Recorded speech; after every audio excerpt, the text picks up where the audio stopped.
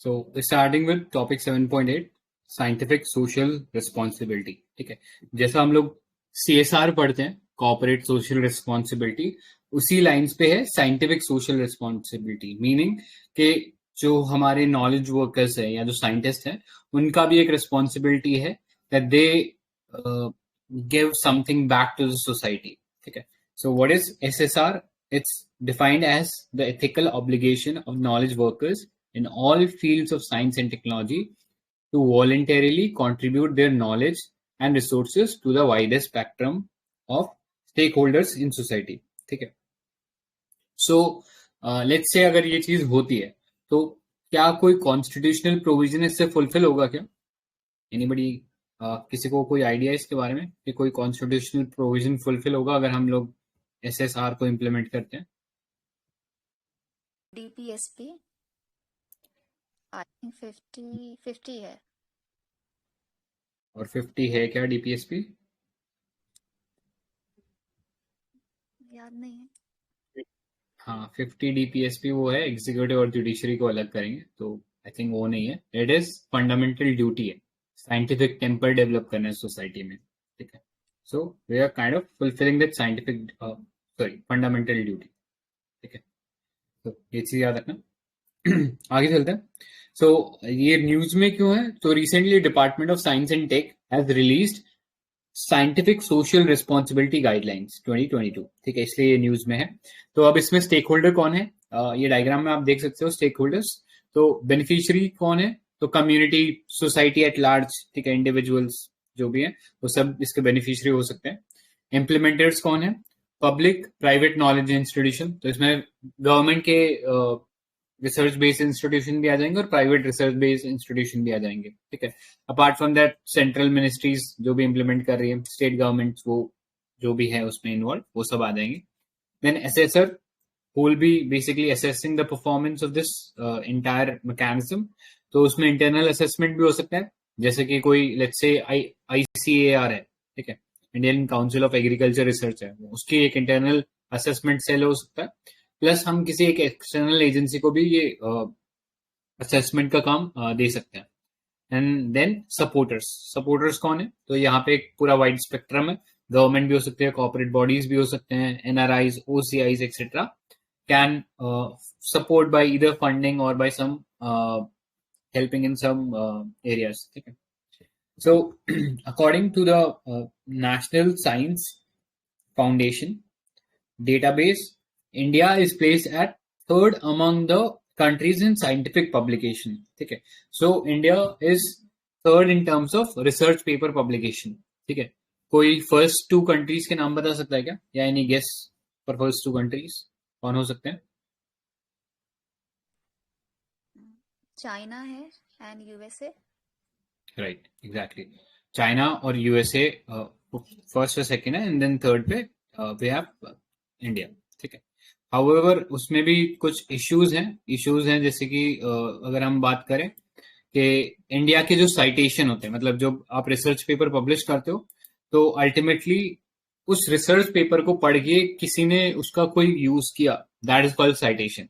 ठीक है, तो साइटेशन बहुत कम आते हैं इंडियन रिसर्च पेपर के, तो वो बहुत इश्यू है.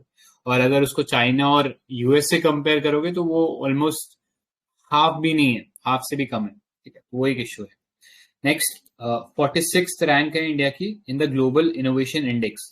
ठीक है, तो बता सकते हो कौन निकालता है ग्लोबल इनोवेशन इंडेक्स?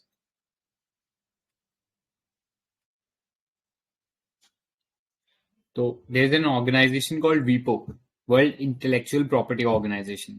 वो ये इंडेक्स निकालता है, and India has consistently improved in terms of this ranking over like last 4 to 5 years में हम लोगों ने कंसिस्टेंटली इम्प्रूव किया है इसमें. ग्लोबल इनोवेशन इंडेक्स में. सो अपार्ट फ्रॉम दैट, ठीक है, अब ये साइंटिफिक सोशल रिस्पॉन्सिबिलिटी लाने का आइडिया क्या था कि जो साइंटिफिक नॉलेज है वो पूरी सोसाइटी में डिफ्यूज की जाए. ठीक है, सो इस गाइडलाइंस के बारे में थोड़ा और जानते हैं. तो central government and state ministries would plan and strategize their SSR in accordance with their respective mandate. ठीक है, तो उसमें उनको लिबर्टी दी गई है कि वो अपने कन्वीनियंस के हिसाब से they can plan and strategise SSRs scientific social responsibility. ठीक है. Every knowledge institution would prepare its implementation in consultation with anchor scientific institution. ठीक है. एक मेन ऑर्गेनाइजेशन होगी और वो उस मेन ऑर्गेनाइजेशन से फिर उसके जो बाकी इंस्टीट्यूट है उसके अंदर चेक किया जाएगा कि वो क्या काम कर रहे हैं. ठीक है. जैसे हम बोल सकते हैं ICR, इंडियन एग्रीकल्चर, या CSIR बोल लो. ठीक है, कि CSIR है लेकिन उसके नीचे बहुत सारी लैब्स है. ठीक है. सो वो डिफरेंट लैब्स जो हैं वो अपने आप में एक इंस्टीट्यूशन है और उनके लिए एक एंकर इंस्टीट्यूशन हमारा CSIR काम कर सकता है. ठीक है. सो इस टाइप से आप एंकर साइंटिफिक इंस्टीट्यूशन को समझ सकते हो. ठीक है, जो कि असेस करेगा कि वो उनके क्या गोल्स हैं, क्या वो अचीव कर पा रहे हैं उनको. ठीक है, वो सब चीज असेस करेगा. So all knowledge worker would be sensitized by institution as well as anchor scientific institution about their ethical responsibility. ठीक है, कि आपको सोसाइटी के बेटरमेंट के लिए काम करना है towards national development and environmental goals. ठीक है. सो अपने एथिक्स के आंसर में हम लोग लिख सकते हैं इस एस्पेक्ट के बारे में भी. सो अब ये जो गाइडलाइंस है इसके अंदर एक प्रोविजन ये है कि every knowledge worker is expected to contribute at least 10% in a year towards SSR. ठीक है, above their regular work. ठीक है, कि एटलीस्ट अपने 10 वर्किंग डेज जो है वो इस SSR एक्टिविटीज की तरफ वो डायरेक्ट करे. ठीक है. तो there should be an SSR assessment cell in each institution including anchor scientific institution. ठीक है, जो कि असेस करेगा पीरियोडिकली कितना प्रोग्रेस किया है या कितना हम लोगों ने अचीव किया in terms of scientific social responsibility. Individuals and institution would be incentivize, ठीक है, बाय प्रोवाइडिंग बजटरी सपोर्ट. ठीक है, ताकि वो इन सब एक्टिविटीज को इम्प्लीमेंट कर सके. बिना बजटरी सपोर्ट के शायद ये चीज कर पाना बहुत मुश्किल होगा. सो लास्टली इसमें एक और इम्पोर्टेंट प्रोविजन ये है कि ये SSR एक्टिविटी का जो काम है this can not be outsource और सब कॉन्ट्रैक्टेड. मतलब ठीक है, जैसे आप एक इंस्टीट्यूशन हो, रिसर्च इंस्टीट्यूशन, आपने बोला कि ठीक है ये काम हम किसी और एजेंसी को दे रहे हैं, वो कर लेगी हमारे पार्ट पे, तो ये नहीं अलाउड है. ऐसा हम CSR में कर सकते हैं. CSR में ऐसा होता है कि आप किसी और एजेंसी को बोल दो कि हम आपको पैसा दे देंगे और आप ये काम कर दो. ठीक है, CSR में अलाउड है but this is not allowed in SSR. ठीक है, क्योंकि यहाँ पे नॉलेज शेयरिंग हो रही है. नॉलेज शेयरिंग वही बेटर कर सकता है जो कि खुद एक नॉलेज वर्कर हो या कोई साइंटिस्ट हो, वो ज्यादा बेटर कर पाएगा. ठीक है. सो ऑब्जेक्टिव क्या है SSR का? तो we can see that in 4 pillars.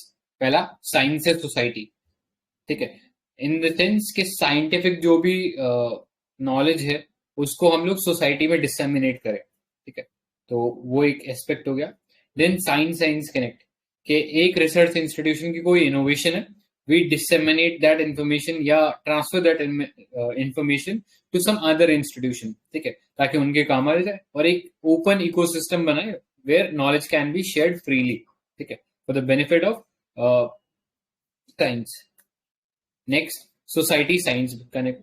अब यहाँ से सोसाइटी से साइंस की तरफ जा रहे हैं हम लोग, यानी understanding the demand of society and उसके हिसाब से फिर साइंटिफिक या टेक्नोलॉजिकल सॉल्यूशन प्रोवाइड करना. ठीक है, जैसे लेट्स से अगर इसका एक एग्जांपल है तो हम लोग स्टबल बर्निंग इसका एग्जांपल ले सकते हैं. कि सोसाइटी के अंदर ये प्रेवलेंट प्रॉब्लम थी, स्टबल बर्निंग से पॉल्यूशन क्रिएट हो रहा था, तो उस डिमांड को साइंस ने कैसे एड्रेस किया? तो हमारा जो ICAR है उसने पूसा डिकम्पोजर नाम का एक केमिकल बना कर दिया which can decompose entire stubble. ठीक है, तो वो एक एग्जाम्पल इसमें कोट कर सकते हैं. एंड देन कल्चरल चेंज, तो वो अभी हमने जो डिस्कस किया कि फंडामेंटल ड्यूटी है साइंटिफिक टेम्पर डेवलप करना है कंट्री के अंदर, तो उसी डायरेक्शन में एक स्टेप होगा. Inculcating social responsibility among individuals and institution practicing science, infusing scientific temper into the society as a whole. ठीक है, तो ये 4 पिलर्स में आप समझ सकते हो इसके इम्पैक्ट होने वाले. अब नीड क्या है SSR की? तो सोशल वेलफेयर एक इंपॉर्टेंट नीड है. ठीक है, so as to ensure integration of science, society and build synergy between different stakeholders. ठीक है, कि साइंस से जो भी अचीवमेंट्स हैं या जो भी आउटकम है वो हम सोसाइटी तक पहुंचाएं और जो सोसाइटी की डिमांड है वो हम साइंस तक पहुंचाएं ताकि उसके सॉल्यूशन निकल आए. ठीक है, so SSR would therefore strengthen the knowledge ecosystem and bring efficiency in harnessing the benefit of science for the society. Next, it will bring about an attitudinal change. ठीक है, एथिक्स में हम लोग पढ़ते हैं किसी का एटीट्यूडनल चेंज अगर आपको करना है तो उसका जो माइंडसेट है उसको चेंज करने के लिए उसके कोरस्पॉन्डिंग नॉलेज आपको ट्रांसमिट करनी पड़ेगी। ठीक है, तो SSR would be doing just that thing. ठीक है, next, assess access to resource and knowledge. ठीक है, so SSR guidelines will create institutional mechanism to facilitate easy access and resource and knowledge. Next, self-reliance. So it would fundamentally transform society by improving the lives of our citizen towards building a self-reliant nation. ठीक है, so जैसे अभी प्रधानमंत्री मोदी ने I think it was some Indian science congress, वहां पे ये बोला था, ये जो डिक्टम था पुराना, जय किसान जय जवान, उसको बाद में हमने देखा था अटल बिहारी वाजपेयी ने उसे और मॉडिफाई कर दिया था। ही सेड जय किसान जय जवान एंड जय विज्ञान। ठीक है, एंड अभी प्रधानमंत्री मोदी ने उसको और इम्प्रूव करके उसको कर दिया था जय किसान जय जवान जय विज्ञान एंड जय अनुसंधान। तो इंस्टीट्यूशन का भी एक इम्पॉर्टेंट रोल है कि वो सोसाइटी के अंदर साइंटिफिक ट्रांसफॉर्मेशन लेके आए। ठीक है, तो it would be doing that self reliance. Next, sustainable development है। So SSR would strengthen the existing efforts of institution and impact thrust towards initiative of government such as transformation of aspirational district, Make in India, Swachh Bharat. तो जितने भी government scheme है उस सब में help करेगा। ठीक है, next, conclusion. So SSR guidelines envision a scientific ecosystem with systematically evolved interconnection among stakeholders, create a two-way engagement between science and society, जो अभी हमने डिस्कस किया, and in the pursuit of more scientific driven community building a self-reliant nation. तो एक बहुत ही apt conclusion है। तो कोई इसमें कुछ ऐड करना चाहता है या कोई कंफ्यूजन है किसी को?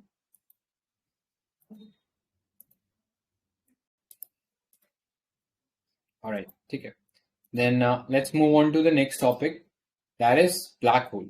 ठीक है, अभी जेम्स वेब टेलीस्कोप के मतलब नए नए इमेजेस आ रहे हैं, तो इस सेंस में स्पेस टेक जो है काफी एक प्रोमिनेंट या काफी एक लाइमलाइट में रहेगा। ठीक है, सो उस सेंस में ब्लैक होल एक इम्पोर्टेंट एरिया है जेम्स वेब टेलीस्कोप के रिसर्च का। ठीक है, तो अगेन ये चीज वापस न्यूज में है।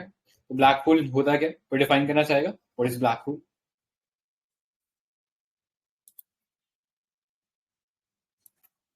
ऑलराइट, सो एक बहुत ही सिंपल फिनोमेना है। अगर आप स्टार की साइकिल आपको पता होगी तो यू विल नो कि स्टार की जब डेथ होती है तो उनमें से एक स्टेप हो सकता है, मतलब it's not the only step but one of the steps कि ब्लैक होल का फॉर्मेशन हो जाए। ठीक है, so through this I think image it would be more clear. So ये इमेज दिख रहा है क्या? दिख रहा है। ठीक है, सो इस इमेज में आप देखोगे ये जो फर्स्ट पार्ट है, तो ये फर्स्ट पार्ट है कॉल्ड स्टेलर नेबुला। नेबुला क्या होता है? It's a gas cloud. धीरे धीरे ये एग्लोमरेट होता है। ठीक है, मतलब धीरे धीरे इसमें कंसोलिडेशन होने लगता है and we see a formation of star. ठीक है, सो दो चीज हो सकती है, या तो वो एक एवरेज स्टार बने, एवरेज स्टार मतलब almost around the size of our sun. ठीक है, या एक मैसिव स्टार बने कि it could be more than या 10 to 20 to 100 times that of our sun. ठीक है, फिर अगर एवरेज स्टार है, स्लोली स्लोली इसमें जो फ्यूजन रिएक्शन होता है, मतलब हाइड्रोजन हाइड्रोजन मिलके हीलियम बन रहा है। ठीक है, that's how the entire energy is being emitted in a star. ठीक है, धीरे धीरे वो जब फ्यूल रन आउट कर जाएगा then it would become a red giant. ठीक है, रेड जायंट से फिर वो धीरे धीरे उसके अंदर जो ग्रेविटेशनल फोर्स है उसको पुल करने लगेगा and it would start disrupting. ठीक है, तो ये डिसरप्ट होगा, उसका कोर जब डिसरप्ट होगा तो it will again become into a planetary nebula, और फिर प्लैनेटरी नेबुला से व्हाइट ड्वार्फ बन जाएगा। ठीक है, ये एक साइकिल होगी when we have an average star. But in case we have a massive star, तो उसका जो नेक्स्ट स्टेप होगा इट वुड बी, मतलब जब वो फ्यूल रन आउट हो जाएगा मैसिव स्टार का, तो it would become a red super giant. ठीक है, मतलब towards the end of its life, and फिर वो रेड जायंट इतना ज्यादा बड़ा हो जाएगा, उसका कोर इतना ज्यादा बड़ा हो जाएगा कि when the gravitational force would start pulling, तो इसमें एक बहुत सडन एक्सप्लोजन होगा। ठीक है, which is called supernova.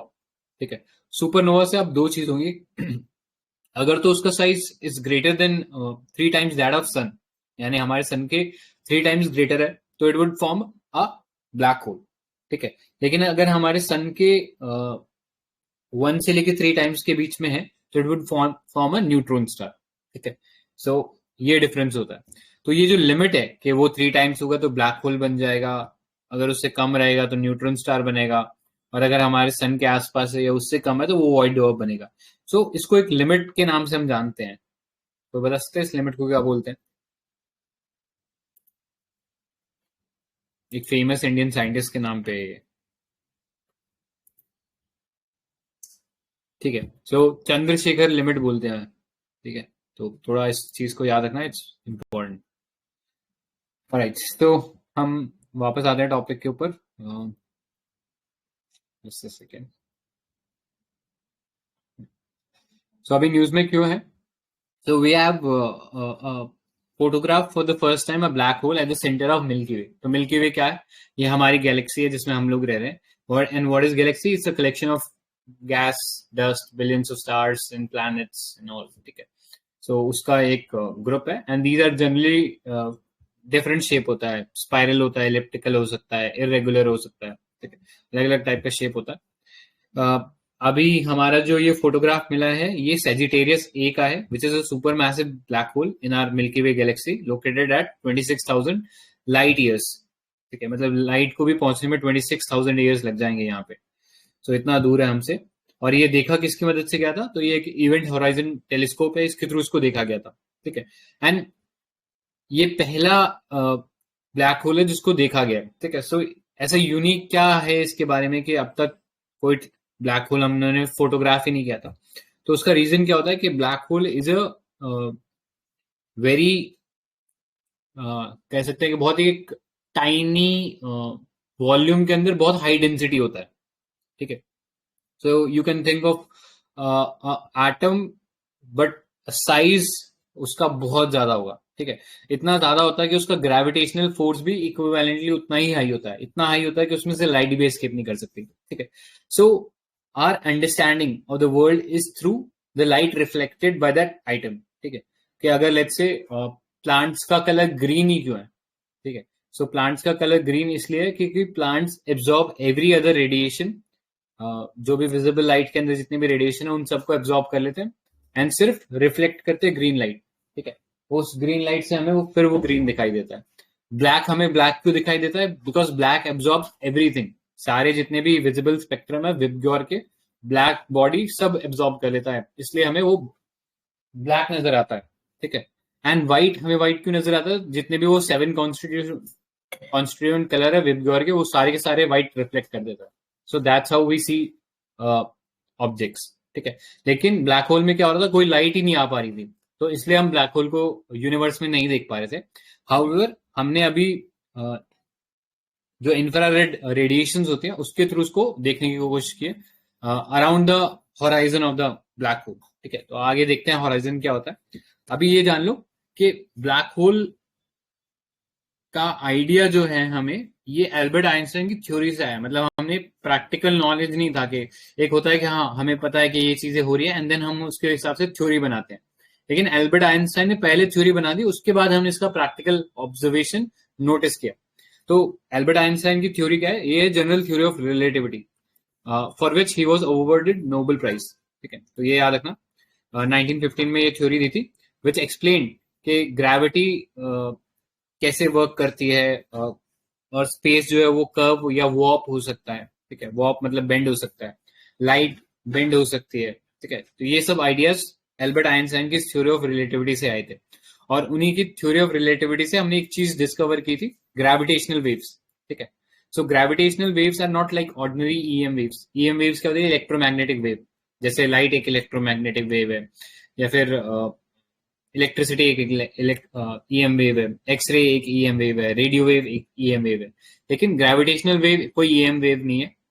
Gravitational waves are caused by interaction between heavenly bodies. ठीक है। जब बहुत heavy bodies like black holes या कोई हेवनली बॉडी लाइक कोई और प्लैनेट आपस में टकराते हैं या इंटरेक्शन करते हैं, तो ग्रेविटेशनल वेव्स प्रोड्यूस होती है, और ग्रेविटेशनल वेव्स जो है वो स्पेस और टाइम को बेंड करती है, ठीक है। तो एक फिनोमेना भी सुना होगा, ग्रेविटेशनल लेंसिंग, कई बार यूपीएससी ने अपने प्री के अंदर पूछा हुआ ये चीज, ठीक है। सो ये ग्रेविटेशनल वेव का जो कॉन्सेप्ट है ये भी थ्योरी ऑफ रिलेटिविटी से ही हमें पता लगा था, ठीक है। मतलब थ्योरी हमारे पास थी, उसका प्रैक्टिकली हमने वेरीफाई 2016 में किया था, एंड उसी के बेसिस पे हम लीगो लेबोरेटरीज बना रहे हैं, ठीक है। Laser interferometer gravitational wave observatory, इसको लीगो बोलते हैं। बता सकते हो इंडिया में कहाँ बन रहा है लीगो?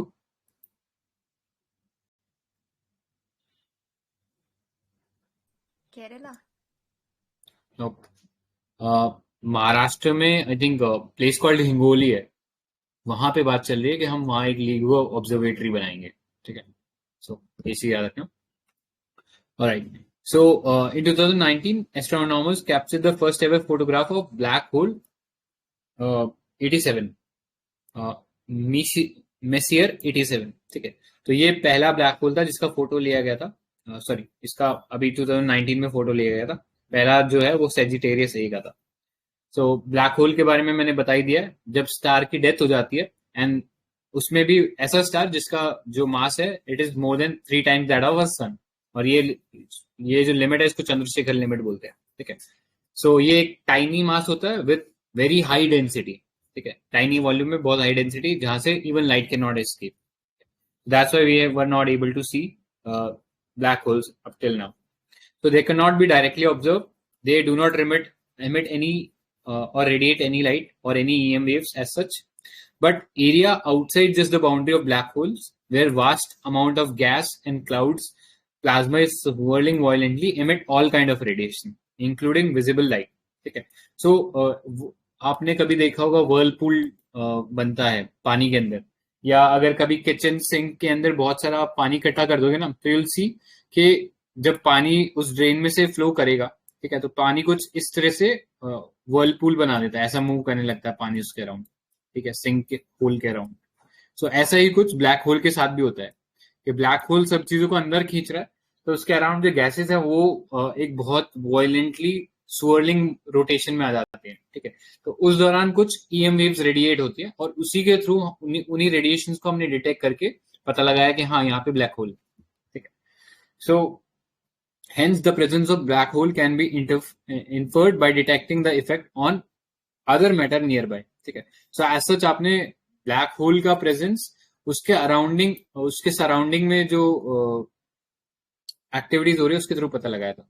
इसी चीज के लिए 2020 में नोबेल प्राइज जो है वो फिजिक्स में दिया गया था रॉजर पेनरोज, ठीक है, जिन्होंने ब्लैक होल का जो थ्योरी ऑफ रिलेटिविटी से उसका एक रोबस्ट प्रिडिक्शन किया था।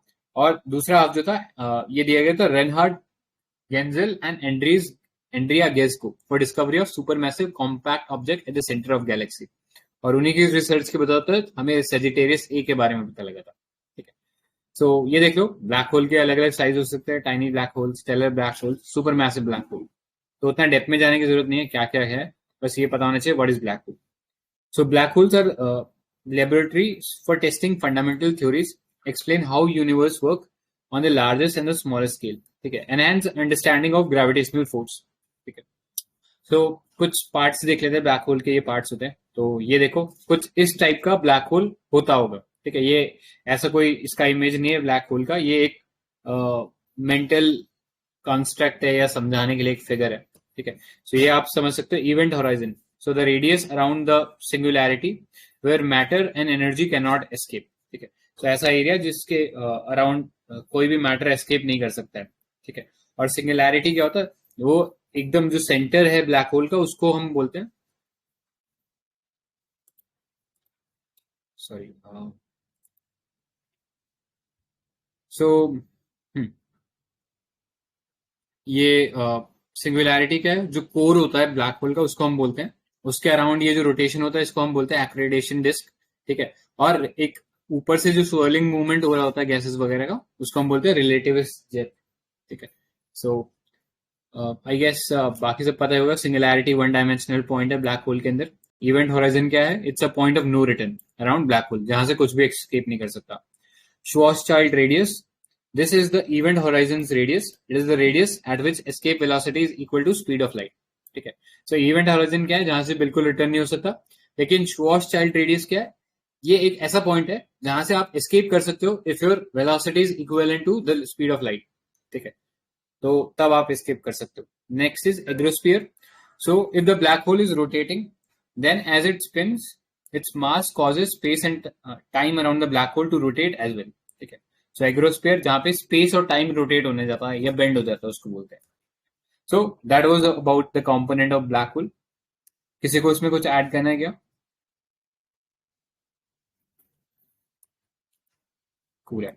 सो अभी जेम्स वेब टेलीस्कोप है, उसके जो इमेजेस आ रहे हैं उसके चलते काफी इंपॉर्टेंट है. एंड अभी रिसेंट एक डेवलपमेंट ये हुआ है कि जेम्स वेब टेलीस्कोप पे अभी आई थिंक प्रिलिमिनरी रिपोर्ट है, इट्स नॉट वेरीफाइड, लेकिन ऐसा है कि शायद एस्टेरॉइड टकरा गया उसके स्पेस में जो उसका जो मिरर था उससे. ठीक है. एंड प्रॉब्लम ये है कि वो अर्थ से कई हजार किलोमीटर दूर है, आई मीन मिलियन किलोमीटर दूर है. क्योंकि अगर पढ़ा होगा आपने तो आपने देखा होगा कि लैग्रांजेस पॉइंट के ऊपर है वो. ठीक है. सो अभी जैसे हबल टेलीस्कोप था तो वो लो अर्थ ऑर्बिट में था, उसको हम जाके रिपेयर करके आ सकते थे, बट जेम्स वेब टेलीस्कोप को रिपेयर नहीं कर सकते. तो वो एक बहुत मेजर सेटबैक होगा अगर होता है तो, बट अभी वेरीफाइड नहीं है.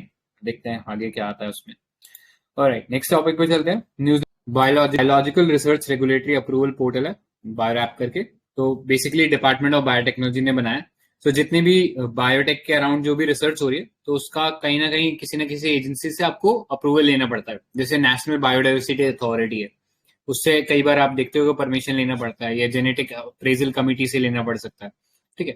सो वो सब केसेस को उनकी स्पेसिफिक एजेंसी के पास डायरेक्ट करने के लिए एक डिजिटल पोर्टल बनाया गया है, ताकि एक सिंगल विंडो क्लियरेंस मिल जाए, अलग अलग एजेंसी के पास आपको जाना ना पड़े खुद से. ठीक है. यही इसी पोर्टल से you will be directed to the regulatory agency, और उसमें आपको एक बायोरैप आईडी मिलेगा. ठीक है, जो कि आपके केस के साथ लिंक्ड होगा. So this will provide much credibility to such biological research and strengthen interdepartmental synergy and increase efficiency in the functioning of agencies regulating various aspects of biological research. ठीक है. So एक digital initiative है towards easing approval for any biotech based research. Alright, next पे चलते हैं. ACE2 receptor, angiotensin converting enzyme 2. ठीक है. I think UPSC ने 2021 के प्रीलिम्स में ACE2 रिसेप्टर के बारे में ही क्वेश्चन पूछा था. ठीक है. सो देख लेते क्या है. So it's a receptor protein that provides entry point for corona virus into human cell.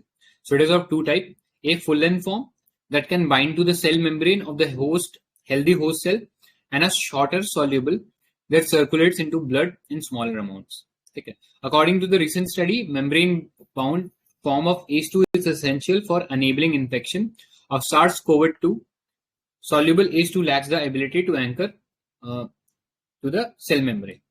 तो बेसिकली क्या है कि आप देख पा रहे होगे ये जो स्ट्रक्चर है, it is basically corona virus का स्ट्रक्चर है. ठीक है. तो कोरोना वायरस बाइंड कैसे करता है, तो एक स्पेसिफिक रिसेप्टर होता है हमारे ह्यूमन सेल के अंदर, वहां पे जाके इसका स्पाइक बाइंड कर लेता है, and that's how it start transmitting it's DNA into the host DNA. ठीक है. और फिर होस्ट के अंदर जैसे वो डीएनए का पार्ट बन जाता है तो वो होस्ट का जो डीएनए फिर रेप्लिकेट करने लगता है, and that's how multiple copies of this corona virus are form. ठीक है. तो यही ACE2 रिसेप्टर है. बाकी इतना डेप्थ में जाने की जरूरत नहीं है क्या उसका लेंदी फॉर्म है. These are too much of technical details not needed from the perspective of UPSC. ठीक है. तो इतना याद रखना. ACE2 is basically an entry point for coronavirus into our human cell. Alright. Next पे चलते हैं मंकी पॉक्स. सो एक और हम कह सकते हैं कि नया पेंडेमिक शायद आ रहा है, ऑल्दो अभी जब ये शायद पब्लिश हुआ होगा तब तो इस स्केल पे नहीं था, बट रिसेंटली इन इंडिया भी अभी 2 केसेस आ गए हैं फ्रॉम केरला. ठीक है. सो इसलिए काफी इंपॉर्टेंट है इसके बारे में भी जानना. So Nigeria recorded the first death due to monkeypox and WHO has said monkeypox would not turn into pandemic. यही सेम चीज उन्होंने पहले कोरोना वायरस के लिए भी बोली थी. Anyways, monkeypox is a zoonotic disease. Zoonotic मतलब transmitting from humans, transmitting into humans from animals. ठीक है. तो उसको जूनोटिक बोलते हैं. एंड नाम से पता लग रहा है मॉन्की पॉक्स से, तो कहीं ना कहीं मंकी से ही आ रहा हुआ. So this virus belongs to orthopox virus genus. This genus also include viruses which cause smallpox, Vaccinia virus used in smallpox vaccine, and cowpox virus. So this was discovered first in 1958 in Central and West Africa. And animal to human transmission can occur from direct contact with blood, bodily fluid, cutaneous or mucosal lycium of infected animals. Okay. So इतना ही है इसके बारे में जानने के लिए अभी की. ये जूनोटिक डिजीज है एंड अभी रिसेंटली केरला में केसेस आए हैं, तो आई थिंक थोड़ा सा इसके बारे में और डिटेल आएगा आगे, तो तब देखेंगे हम लोग. ओके, तो अभी तक जो पढ़ा उसमें किसी को ऐड करना है कुछ? ठीक है देन. नीति मैम, आई थिंक 7.4 से आपका है.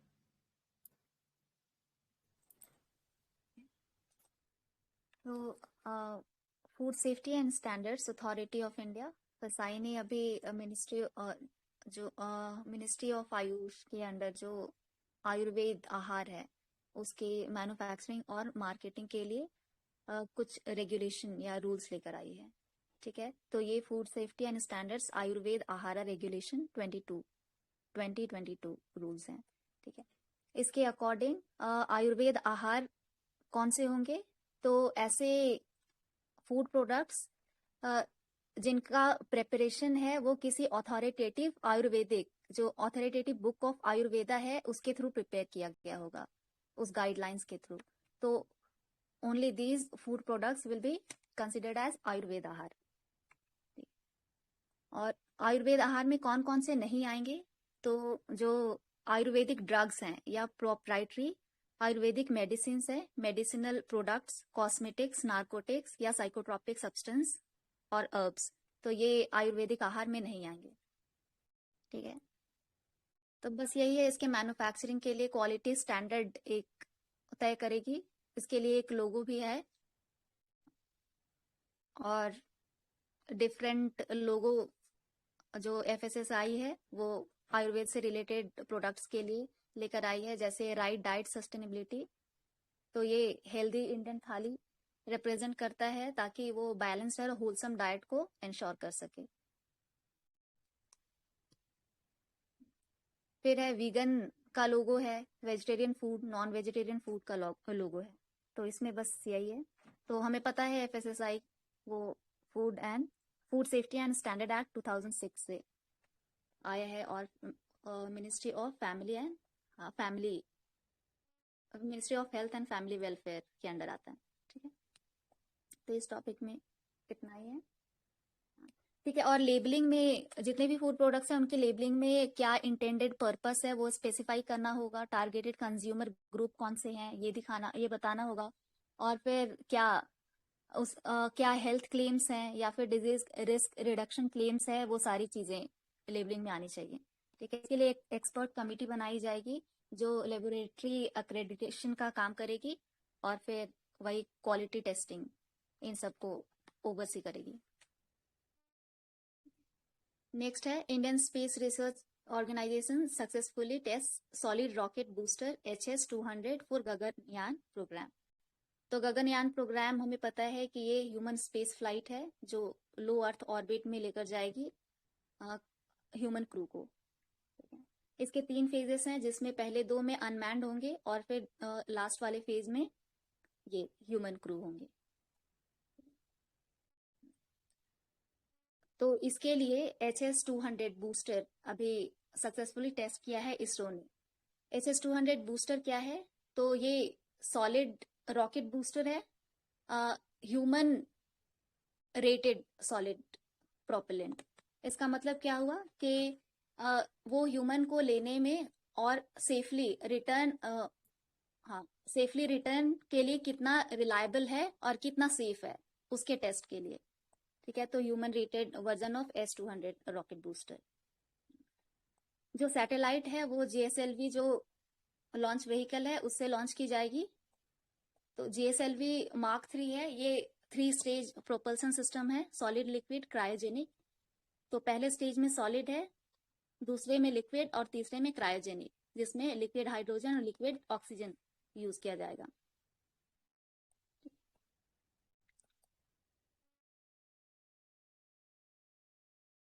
बस। और इसमें यही है। हाँ, विकास इंजन तो जो अपना सेकंड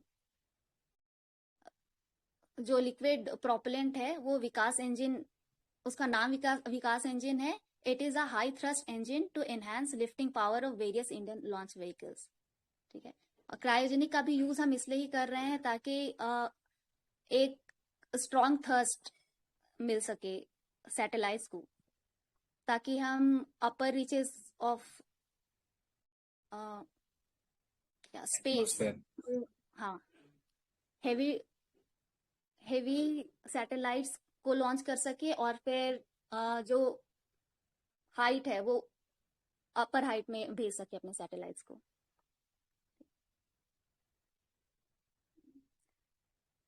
और ह्यूमन स्पेस फ्लाइट तय करने वाला इंडिया 4th कंट्री होगा। इससे पहले यूएस, रशिया, चाइना ने ये कर लिया है। इसके बेनिफिट्स क्या होंगे? तो साइंस एंड टेक्नोलॉजी के जो रिसर्च है उनको बूस्ट मिलेगा। इससे जितने भी अपने नेशनल प्रोजेक्ट्स चल रहे हैं उसमें जो इंस्टीट्यूट्स है, एकेडमिक इंस्टीट्यूट्स है या फिर इंडस्ट्रीज हैं, वो उनमें इंटरेस्ट बढ़ेगा और फिर यही यूथ को इससे मोटिवेशन मिलेगा। It will improve industrial growth और बाकी यही सारी चीजें। कुछ ऐड करना है? नहीं।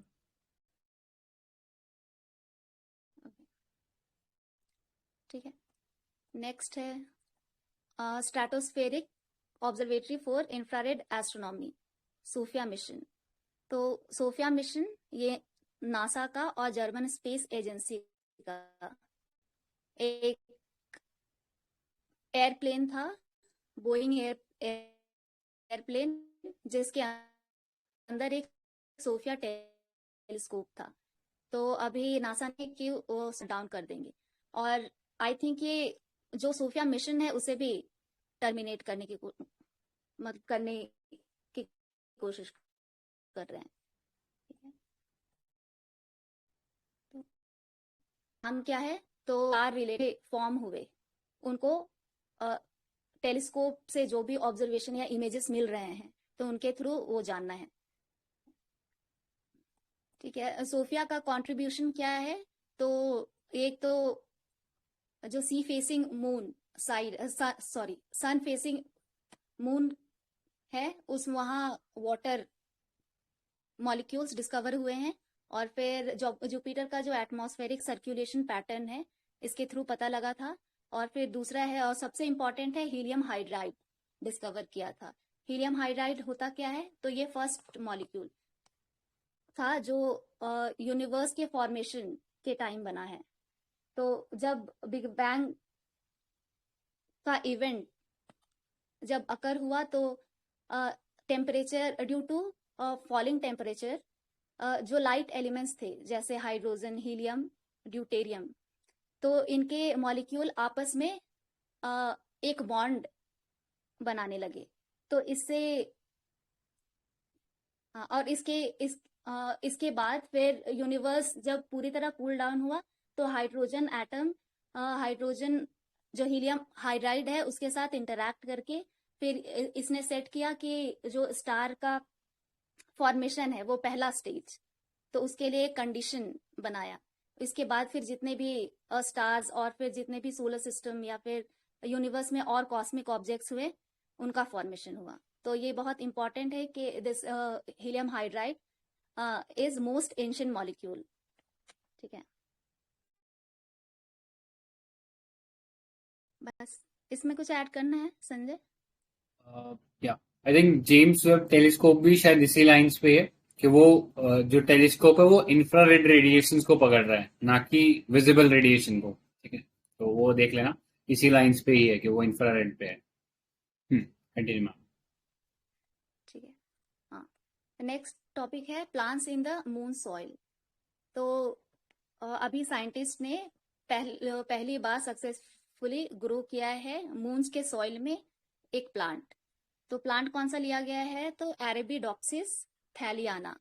जो एक यूरेशियन अफ्रीकन नेटिव स्पीसीज है, प्लांट स्पीसीज है, ठीक है। ब्रोकली कॉलीफ्लावर इस फैमिली से आती है, ठीक है। और मून सॉइल, कौन सा सॉइल यूज किया गया है? तो अपोलो मिशन था, अपोलो 11 जो नासा का, जिसमें जो पहला मून पे लैंड करने वाला जो ह्यूमन क्रू था, नील आर्मस्ट्रॉन्ग वाला, उन लोगों ने जो सॉइल लेकर उन लोगों ने जो लाया था सॉइल उसके ऊपर, ठीक है। तो इससे यही एक पॉसिबिलिटी बढ़ गई है कि हम मून के सॉइल में या फिर इसके अलावा मार्स के सॉइल में प्लांट ग्रो कर सकते हैं, जिससे अपने जितने भी शायद फूड स्कार्सिटी वाली जो प्रॉब्लम है या फिर स्ट्रेस्ड रीजन में जो हम प्लांट उगाने का सोच रहे हैं, वो सारी चीजें फुलफिल हो सकें इसके थ्रू। तो यही जो प्लांट ग्रो हुआ है, it will open the doors to harvest crops on moon in future, which will help in extended stay of humans on moon. ठीक है, आगे देखते हैं scientific research infrastructure and sharing maintenance in network guideline, freeman guidelines 2022। ठीक है, so this was released by Department of Science and Tech for better access and sharing of public funded research and development infrastructure. So इसमें होगा क्या, एक networking cluster based approach रहेगा, creating cluster central instrumentation facility to reduce redundancy and acquire more variety of equipment. ठीक है, CCIF will also tie up with the industry, especially MSMEs and startups. ठीक है, so जितनी भी publicly funding scientific research हो रही है, ठीक है, उसके अराउंड जितना भी इंफॉर्मेशन है वो इसके थ्रू शेयर किया जाएगा। Next, AI based iRASTE to make roads in India safer to drive. ठीक है, आई थिंक डेटा है शायद हर साल पता नहीं अराउंड 3 to 4 लाख पीपल, रफली इतना ही है, कुछ वेरी करता रहता है ईयर ऑन ईयर, देख लेना उस चीज को। तो die every year in road accidents. ठीक है, so that's a very serious challenge for a country like India. ठीक है, सो उस सेंस में ये एक इंपॉर्टेंट इनोवेशन है। Intelligent solution for road safety technology and engineering IRES project is being implemented in Nagpur to tackle problem of road accident. So this was undertaken by IIIT Hyderabad and supported by Department of Science and Tech. So it is under Department of Science and Tech National Mission on Interdisciplinary Cyber Physical System. ठीक है, cyber physical system क्या है कि we are using IT या computer based technology to do some physical activity. ठीक है, सो NMICPS aims to create a strong foundation for seamless ecosystem for CPS technology by coordinating and integrating nationwide encompassing knowledge generation and human resource development and research. Okay. Significance क्या है? Provide solution to address potential road accident in quick and accurate and inexpensive way. Predict, identify risk on road. ठीक है, पहले से ही alert जारी हो जाएगा या वार्निंग जारी हो जाएगा कि इस एरिया के अंदर हम लोग एक्सीडेंट का चांसेस है, तो this will alert the driver. Identify grey spot by data and mobility analysis by continuously monitoring dynamic risk on entire road network. ठीक है, बार बार हम लोग ये सिस्टम को यूज करके हम पता लगा सकते हैं कि स्पेसिफिक एरिया में कहाँ एक्सीडेंट के चांसेस हो सकते हैं और फिर उसको रिमूव कर सकते हैं वहां से। तो grey spots are location on roads which are left unaddressed and become black spots. ठीक है, बाद में चल के शायद फेटल एक्सीडेंट्स हो सकते हैं उसकी वजह से, जैसे शार्प टर्न हो गया रोड में, ठीक है, उसको रेक्टिफाई करके उसका टर्न जो थोड़ा सा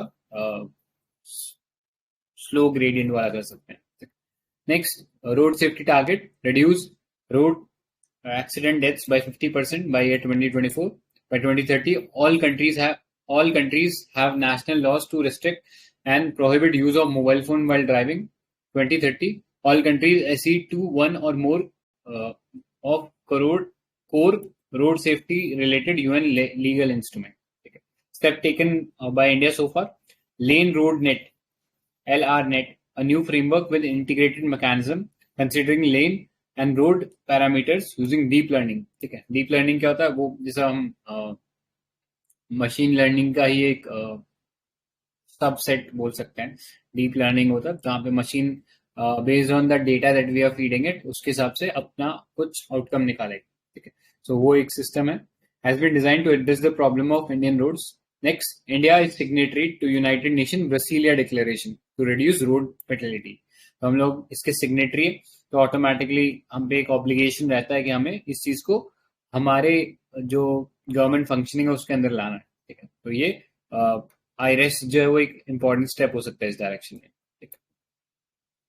ऑलराइट, नेक्स्ट पे चलते हैं। Ministry ministry of road transport का वो गुड समैरिटन स्कीम भी है ना, हाँ, रोड एक्सीडेंट्स। Correct correct. तो अभी उसमें बहुत सारे जो पहले इश्यूज होते थे, जनरली क्या होता है, अगर आप किसी एक्सीडेंट विक्टिम को हॉस्पिटल लेके जाते थे तो पुलिस आपको ही पकड़ लेती थी, मतलब the person who has helped उसको कंसीडर किया जाता था as one of the suspect. ये एक टेंडेंसी रहता था। तो गवर्नमेंट ने बोला अब ये टेंडेंसी नहीं रहेगा under this good Samaritan scheme, ठीक है। आप पे कोई लीगल ऐसा कोई केस नहीं इनिशिएट किया जाता अनटिल अनलेस कोई बहुत ऐसा सीरियस फ्लॉ मिलता है आपकी स्टोरी के अंदर, ठीक है। सो वो था। Next, prime minister wifi access network interface PM वानी scheme. So RailTel, a mini Ratna PSU under Ministry of Railway, has launched PM Wani scheme based access to its public Wi-Fi services across 100 railway station in 22 states.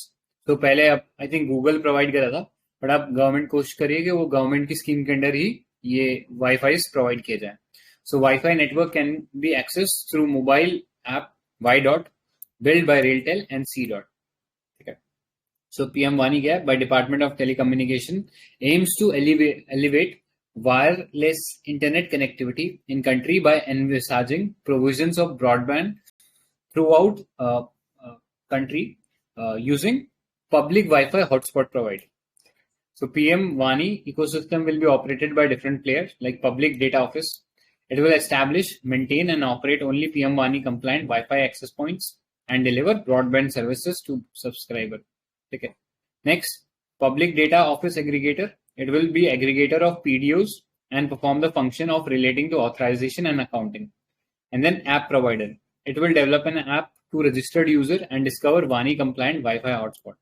And then Central Repository, जहाँ पे ये तीनों जितने भी stake holder है, public data office हो गया, public data office aggregator और ऐप प्रोवाइडर, इन सबका डेटाबेस सेंट्रल रजिस्ट्री में रहेगा.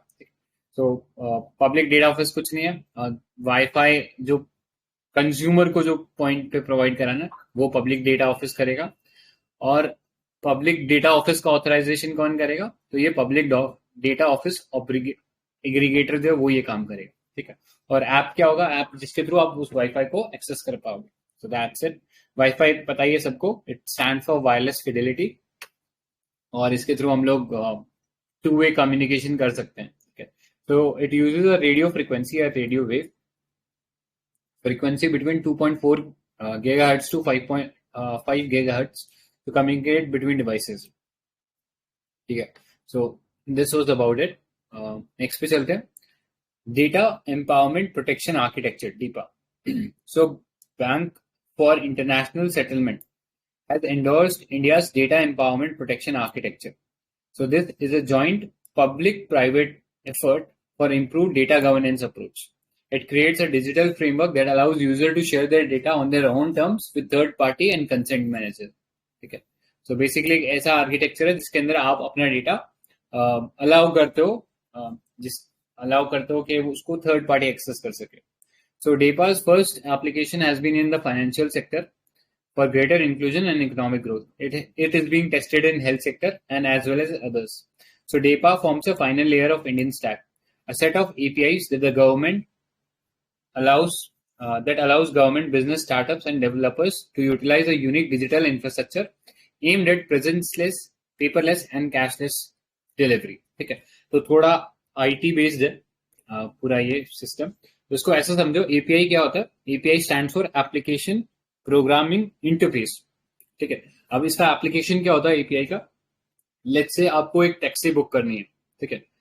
आप टैक्सी बुक करोगे तो you will go to some app like Ola, Uber, ठीक है. आप लेट्स से उबर खोलते हो तो आप देखोगे कि जैसे आप मैप में अपनी लोकेशन डालोगे, यू विल सी के जो गूगल मैप आप एक्सेस करते हो वो आप ऐप जो है वो गूगल मैप जो है वो आप उबर की ऐप में एक्सेस कर पा रहे हो. मतलब अगर आप उसका वो जो मैपिंग वाला जो इंटरफेस है उसको खोलोगे तो you will see powered by Google map लिखा रहेगा. तो पॉसिबल कैसे होता है? सो वो पॉसिबल होता है APIs के थ्रू, ठीक है. यानी API forms a link between two apps, ठीक है। यानी आप तो उबर का चला रहे हो, लेकिन you are able to access Google maps through that Uber app, ठीक है। तो ऐसे ही बहुत सारी और चीजें होती है, जैसे कई बार आपने देखा होगा you want to log in to some website, ठीक है। तो वहां पे वो लोग क्या करते हैं, वहां पे those website allow you to log in via Google account, ठीक है। तो वो कैसे कर पाते हैं, क्योंकि उन्होंने गूगल का एपीआई वहां पे लगा रखा है। So basically API is sort of interaction between two apps, उसकी आपको हेल्प देता है, ठीक है, या उसको करने में आपको हेल्प करता है। सिमिलरली जैसे हमने पढ़ा है आधार एनेबल्ड पेमेंट सिस्टम, तो उसमें क्या है, आधार ने अपनी एक एपीआई बैंक्स को दे रखी है, या जो भी फाइनेंशियल इंटरमीडिएट है उसको दे रखी है। उस एपीआई को यूज करके दैट बैंक कैन यूज या access your Aadhaar based account, ठीक है। तो इस तरीके से एपीआई काम करता है। सो डेपा में क्या है, डेपा एक एडिशनल सिक्योरिटी लेयर है इसी एपीआईज में, जिसके थ्रू आपका जो डेटा है बहुत ही सिक्योर तरीके से ट्रांसमिट हो सकता है। जैसे आजकल नए नए बैंक्स खुल रहे हैं, जहां पे आपको उनके जो फिजिकल ब्रांचेस है वहां पे जाने की जरूरत ही नहीं पड़ती। आपको क्या होता है, ऐप के अंदर ही आपको बोल देते हैं कि हाँ वेरीफाई कर दीजिए, अपना आधार एक्सेस करवा दीजिए हम लोगों को, और जितना भी डेटा है वो फोन के थ्रू ही आप भेज दीजिए, ठीक है। आपको फिजिकली वहां पे जाने की जरूरत नहीं पड़ती, ठीक है। तो दैट्स हाउ इंपॉर्टेंट या ईज ऑफ लिविंग कैसे प्रमोट हो रहा है, और उस डायरेक्शन में डिजिटल ट्रांसफॉर्मेशन कैसे हेल्प कर रहा है, ठीक है। लेकिन digital transformation has to be secure, तो उसी सेंस में डेपा एक इंपॉर्टेंट एडिशन है। आई होप क्लियर हुआ होगा ये, थोड़ा कॉम्प्लेक्स है, बट अगर कोई डाउट हो तो लास्ट में पूछ लेना। सो सिग्निफिकेंस क्या है, empower people to seamlessly and securely access their data. It includes private consent manager institution that ensures that individual can provide consent for data shared securely and protect data right, ठीक है। यानी आपसे आपकी consent से ही आपका data लिया जाएगा और फिर उसको आगे भेजा जाएगा। अगर आप नहीं कंसेंट देते हो, your data would not be shared with any third party. Enable small business to access affordable loans, insurance and better financial management product easily, ठीक है। अब डिजिटल ट्रांसफॉर्मेशन से बैंक्स को अपनी फिजिकल प्रेजेंस बनाना जरूरी नहीं है, जैसे ब्रिक एंड मोटार बोलते हैं ना, कि वो वाला प्रेजेंस बनाना जरूरी है। तो ऑटोमेटिकली कॉस्ट बचेगा ऐसे बिजनेसेस का। अब वो कॉस्ट बचेगा तो they can effectively make their products more cheaper, क्योंकि उनका जो कैपिटल कॉस्ट है अब रिड्यूस हो गया। तो इस तरीके से ओवरऑल सोसाइटी को क्या फायदा होगा, उनको अफोर्डेबल फिनटेक सर्विसेज मिल जाएंगे, जैसे लोन, इंश्योरेंस, ये सब मिल जाएगा। Reduction in transaction cost, increase competition, ठीक है। सो बीआईएस क्या है, it was establish in 1930. BIS is owned by 63 central banks, ठीक है। Not to be confuse for bureau of Indian standard, वो बीआईएस अपना अलग है, ये एक इंटरनेशनल ऑर्गेनाइजेशन है जो सेंट्रल बैंक्स का एक ग्रुपिंग है।